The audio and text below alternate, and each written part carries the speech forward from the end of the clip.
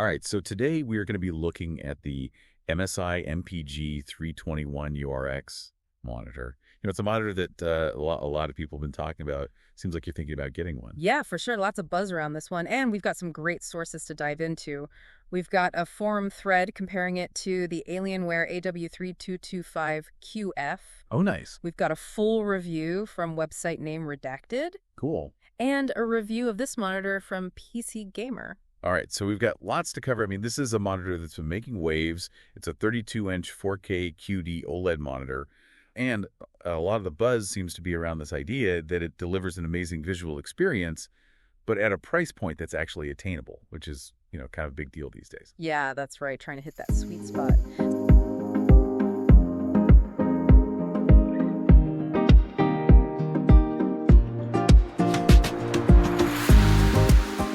Let's jump into it. What makes this monitor so special? Well, first, we got to talk about QD-OLED, the tech behind this thing. What does that even mean for someone who's looking to buy a new monitor? Right, because you hear OLED and it's like, ooh, fancy. But what's the QD part about? Yeah, so OLED, we know, is known for perfect per pixel lighting, which gives you those deep blacks, vibrant colors, insane contrast. But QD-OLED, this new tech, it's got a speed advantage over traditional LCD. Okay. Much faster. So smoother motion, less blur, especially in fast-paced games. Right. And I think what's really interesting for me about this particular QD-OLED monitor is that unlike, earlier OLED monitors, it actually allows for that 4K pixel density. Yeah. So you get the beauty of OLED with the sharpness that you would need for everyday tasks. Like if you are working on a spreadsheet or, doing anything where you need that crispness, this monitor can still deliver that. Yeah. So it's not just a gaming monitor. Right. Exactly. That can be your everyday workhorse. Totally. All right, so we've kind of established that the technology here is pretty impressive, but let's talk about the bottom line, which is price. How does this thing stack up against the competition? Yeah, well, PC Gamer says this monitor typically retails between $849 and $899, which makes it at least $200 cheaper than other 32-inch 4K OLED monitors. Wow. So pretty significant savings there. And that's probably why this monitor is in such high demand. Like they say, it frequently sells out. Oh, wow. So you got to be quick on the draw if you want one. Yeah, so it sounds like if you're looking for a premium viewing experience, but you don't want to pay a premium price, this could be the one to keep an eye on. So let's dive into some of the performance details. The review from website name Redacted says this monitor is an absolute beast both for gaming and productivity. So let's start with gaming. What are we talking about here? So for gaming, near instantaneous response times. Like 240 hertz refresh rate, so buttery smooth visuals. VRR support to eliminate screen tearing. And incredibly low input lag. Okay, sounds pretty good. Gamer's dream. All right, but I'm curious, for folks who are not spending all their time in virtual world, how does it do for everyday tasks? Well, it's got that expansive 4K screen. You can spread out your work. It's got 90W USB-C charging. You can power your devices. It even has a KVM switch. Oh, nice. So you can control multiple computers from a single keyboard and mouse. Wow. It's a multitasker's dream. So you can work and play. Yeah. All right, now we can't talk about a new monitor without comparing it to the competition. And that forum thread we mentioned on website name Redacted, there was this user who directly compared the MSI MPG 321 URX to the Alienware AW3225QF, which is kind of another, big name in this category. What were they saying? Yeah, well, they found that both monitors were very similar in terms of performance, which is pretty impressive considering the price difference. Right. However, they did point out a couple of key advantages that tip the scales in favor of the MSI. Okay, tell me more. I'm intrigued. So they mentioned the MSI has full USB-C support with that 90W power delivery we talked about and a KVM switch. Right. Features that the Alienware lacks. Interesting. Their conclusion was both are amazing monitors, but the extra $250 for the AW32 versus the MSI is hard to justify. So if you can find the MSI, you're not missing anything. Wow, so that's a pretty compelling argument. Yeah. All right, so far the MSI MPG 321 URX is shaping up to be a real contender. But let's be real. With any new technology, there are always concerns.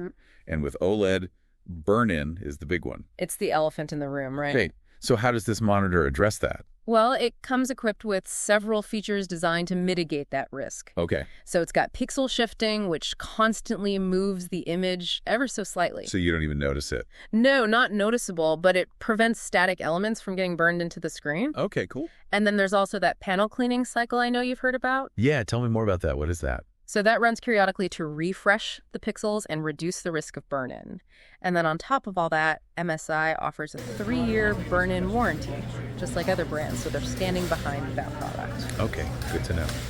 So speaking of concerns, though, the PC Gamer review did mention that the MSI MPG321 URX has a slightly warmer color temperature compared to, more traditional LCDs. Is that something to be worried about? It's not necessarily a bad thing, just something to be aware of. Mm-hmm. The review suggests it's likely due to how the quantum dots in the panel react to ambient light. Okay. And some people actually prefer a slightly warmer color temperature, Interesting. especially in dimly lit environments. Okay. So it could be a plus for some users. Yeah, totally. So, yeah, maybe not a deal breaker. But, all right, let's dig a little bit deeper into the HDR performance, because it sounds like there are a few nuances there that might be of interest. Oh, yeah. HDR. Got to talk about HDR. Yeah. So HDR, we were talking about HDR before we went to a different topic, and it sounds like it can be a bit, what's the word, nuanced. That's one way to put it. Yeah, the PC Gamer review really highlighted some challenges with the HDR, saying that there's no one-size-fits-all mode for every scenario, which is kind of interesting. Right. And the MSI MPG321 URX, it actually has 2 HDR modes. You've got Display HDR 400, which, that seems to work better for brighter scenes. Right. And then you have 1000 nit mode that's really designed to excel in darker scenes that have bright highlights. Interesting. So it sounds like, depending on what you're watching or playing, you might actually have to manually switch between these modes. Potentially, yeah.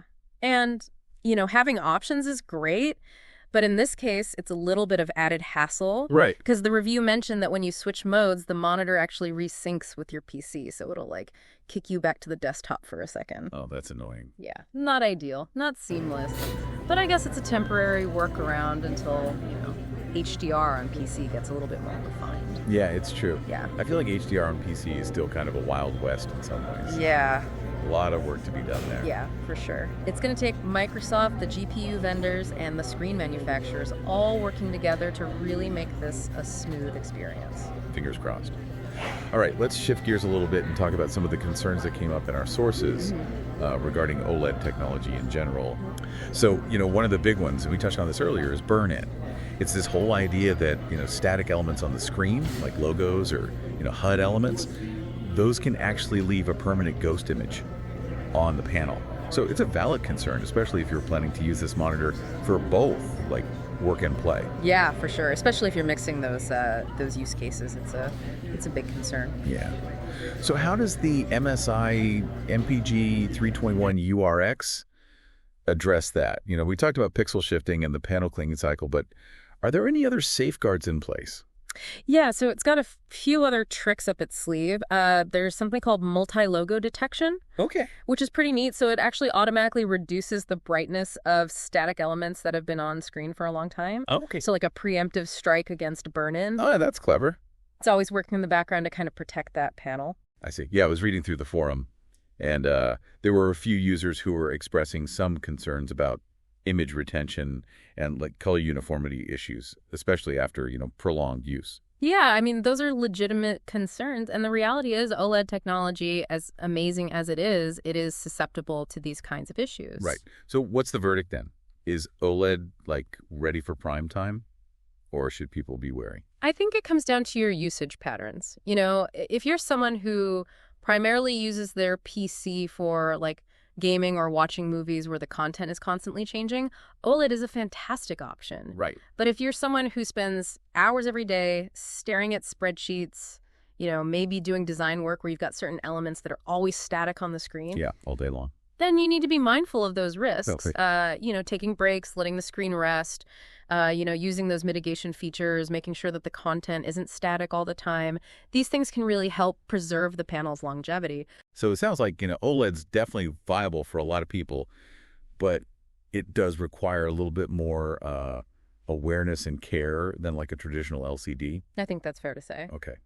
Now, another concern that popped up in the forums was font rendering. Some people were worried about how text would look on a QD-OLED panel.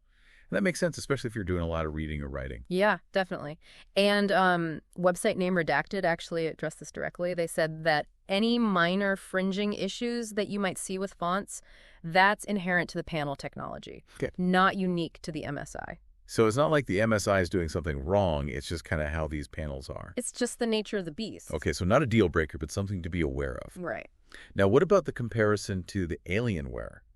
Was there anything in the forum about like noticeable differences in font rendering between the two? Interestingly, they said the differences were negligible. Okay. They both kind of exhibited similar behavior, so it seems to be, again, just the QD-OLED thing in general. Okay. All right, I want to go back to that comparison for a second because there were some interesting observations about the gamma performance of both monitors. Yeah, gamma. That was a fascinating discussion. Yeah, so the user who compared the two found that the MSI actually felt darker overall, both in SDR and HDR content. Right. And the Alienware, on the other hand, felt brighter. Yep, brighter, yeah. What was their take on that? Did they have, like, a preference?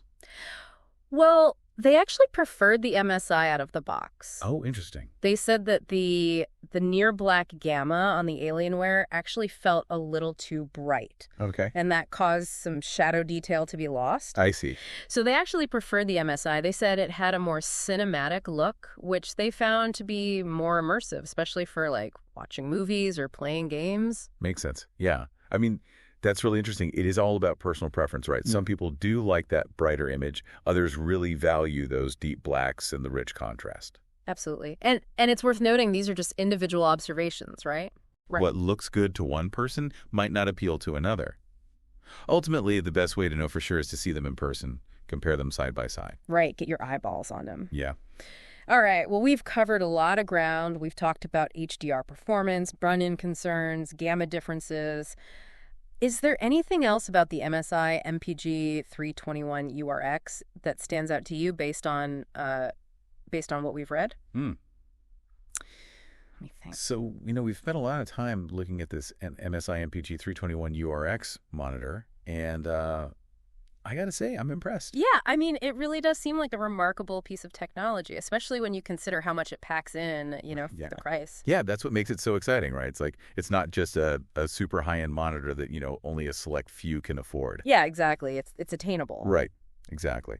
But before we send everybody off to make their decision, let's just kind of recap the key takeaways here. What are the big things that people need to know about this monitor? Okay, so first and foremost, that QD-OLED technology.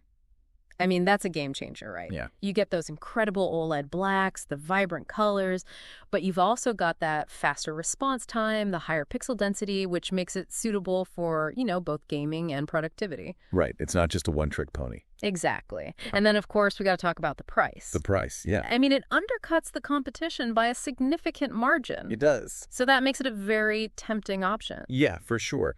But we also have to acknowledge the potential drawbacks, right? I mean, burn-in is a concern with any OLED panel, although, we did talk about how the MSI has some pretty impressive mitigation features built in. Right. Yeah, they've definitely taken steps to address that. Yeah, so those safeguards, along with that 3-year warranty, that should give people some peace of mind. Yeah, I think so. It shows they're standing behind their product. Right. And then, of course, there's the HDR situation. Right. Yeah. It's great that it has 2 different HDR modes, but it's not a perfect solution. Yeah. And it sounds like switching between them can be a bit of a pain. Yeah, that's definitely one of the quirks we've uncovered. Yeah. So I guess it sounds like HDR on PC still has some maturing to do, right? Hopefully that'll get better over time. Yeah, I think we can expect to see improvements there as the technology evolves. Fingers crossed. No.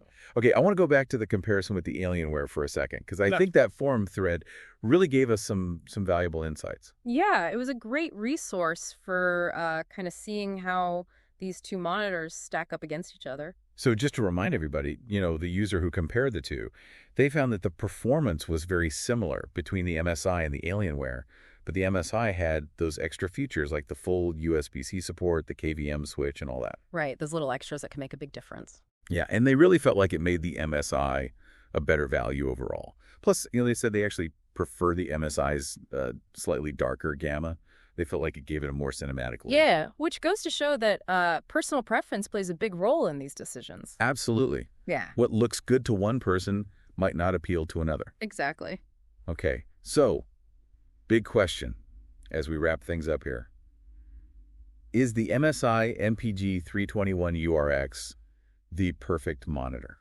Well, I'm hesitant to use the word perfect because no monitor is without its compromises. Right. But I do think it's a very strong contender, especially at its price point. Yeah. It offers a really compelling blend of cutting-edge technology, impressive performance, and, like we said, that competitive price. So, it ticks a lot of boxes. It does. I think that's a fair assessment. So ultimately, the decision comes down to, your individual needs and priorities. Right. What are you looking for in a monitor? What are your must-haves? Yeah, exactly. And hopefully we've, given people enough information to make an informed choice. I think so. We've covered the key features. We've explored the pros and cons. We've even, dug into some of the nuances of HDR and OLED technology. And let's not forget that lingering question, right?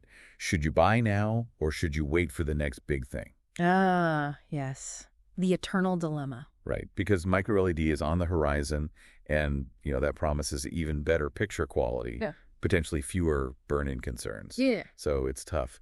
Do you go with the awesome tech that's available today, or do you hold out for the promise of something even better down the road? It's a tough call, and there's no right or wrong answer, but hopefully this deep dive has given you the knowledge you need to navigate that decision. Right. And who knows, maybe we'll be back with another deep dive when those micro-LED monitors finally hit the market. Yeah, I'm always up for exploring the cutting edge. Right. Well, that's all for this deep dive. We hope you found it informative and engaging. Yeah, thanks for joining us. And until next time, keep those questions coming, and happy viewing.